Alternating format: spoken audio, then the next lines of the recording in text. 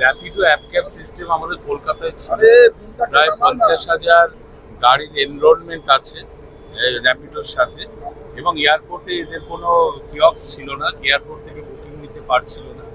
আজকে এয়ারপোর্ট থেকেও তারা কিয়ক্স তৈরি করে এখান থেকেও যাত্রী নিতে পারবে, সেই সিস্টেম ওরা এখান থেকে উদ্বোধন করা হলো। একটাই বিষয়, যত দিন যাচ্ছে জনসংখ্যা বাড়ছে, সঙ্গে সঙ্গে বিভিন্ন ধরনের যানবাহন এটা আমাদের দেশ এবং পশ্চিমবঙ্গে আসছে, যেগুলো যাত্রী পরিবহনে অনেকটাই সাহায্য করছে। আমাদের রাজ্যে এই মুহূর্তে 50-60 হাজার গাড়ি আছে, ছোট ছোট গাড়ি, যারা বিভিন্ন ধরনের অ্যাপ ক্যাব সিস্টেমের সাথে যুক্ত রয়েছে, এবং বেশ কিছু কোম্পানি যারা অ্যাপ ক্যাব চালায় কলকাতায়। আমি আলাদা করে নাম বলছি না।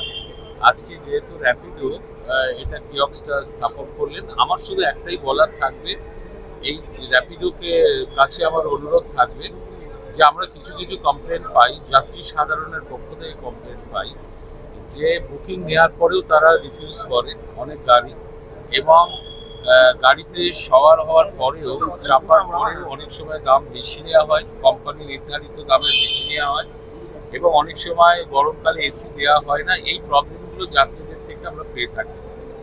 সেটা একটু নজর দিয়ে অবশ্যই করে র্যাপিডোকে দেখতে হবে, যে রিফিউজাল মানে একটা অসময় যাত্রী সে গাড়ি পাচ্ছে না, অথচ 50-60 হাজার গাড়ি রয়েছে কলকাতার বুকে, অথচ সে একটুখানি যদি রাত হয় বা কোনো অসময় সে গাড়ি পায় না, এটা খুব দুঃখজনক। এটা আপনাদের দেখতে হবে।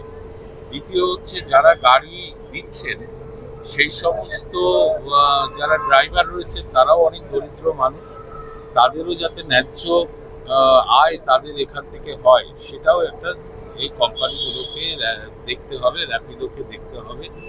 আমরা এই কোম্পানিগুলোকে যেটা বলেছি সেটা হচ্ছে, কলকাতায় তাদের একটা নির্দিষ্ট অফিস থাকা উচিত, যেখানে সাধারণ মানুষ কিছু কমপ্লেন থাকলে তারা জমা করতে পারবে।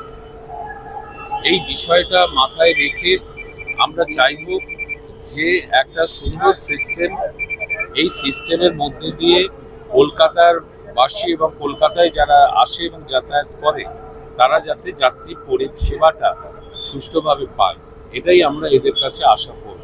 ড্রাইভাররা প্রকৃতপক্ষে যাত্রীদের সাথে যে আচরণটা করা দরকার সেটা যাতে করে, এটা একটু আপনাদের নজর রাখতে হবে।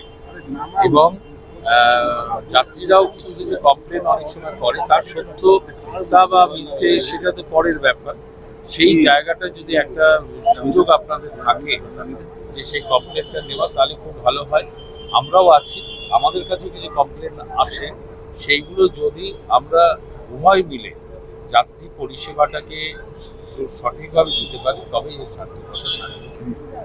যত দিন যাচ্ছে গাড়ি বাড়ছে, রাস্তা কিন্তু চওড়া হয়নি, কলকাতার বুকে রাস্তা চওড়া হয়নি, যদিও কলকাতার বাইরে নিউ টাউন একটা প্ল্যান সিটি, সেখানটা ঠিকই আছে।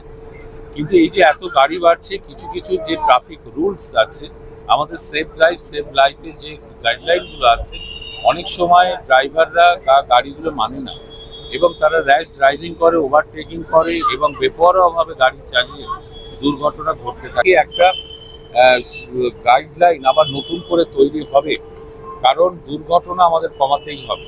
সেফ ড্রাইভ সেফ লাইফ মাননীয় মুখ্যমন্ত্রীর ভাবনা, সেই অনুযায়ী কলকাতা শহর ভারতবর্ষের অন্যান্য মেট্রোপলিটন সিটির থেকে দুর্ঘটনাহীন শহর হিসেবে কিন্তু স্বীকৃত। এটা আমাদের ট্রাফিক কন্ট্রোল করেছে, তার কারণ হচ্ছে কলকাতায় ইলেকট্রনিক সার্ভিলেন্স আমরা ব্যবহার করি, অর্থাৎ এনপিআর যন্ত্র থাকে, স্পিড লিমিট যন্ত্র থাকে, ফলে এখানে অটোমেটিক চালান চলে যায় যারা ট্রাফিক রুল ভঙ্গ করছে।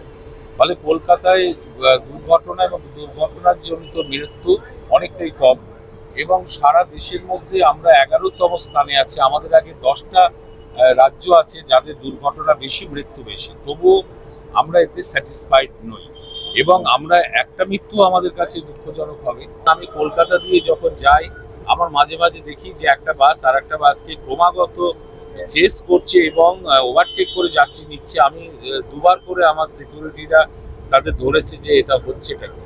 তো আমরা এটা কড়া শাস্তি বন্দোবস্ত আমরা করছি। এবার আমরা ড্রাইভারকে যুক্ত করব, যে বেপরোয়াভাবে গাড়ি চালিয়ে এবং ওভারটেক করে প্যাসেঞ্জার নিতে গিয়ে যদি কোনো মৃত্যু হয়, তাহলে ড্রাইভারের নামে কিন্তু খুনের মামলা রুজু হবে, আমরা তাকে ছাড়বো না। সরকারি বাস চালায় যে এসটিউ গুলো আছে তাদের এমডিদের ডেকেছি।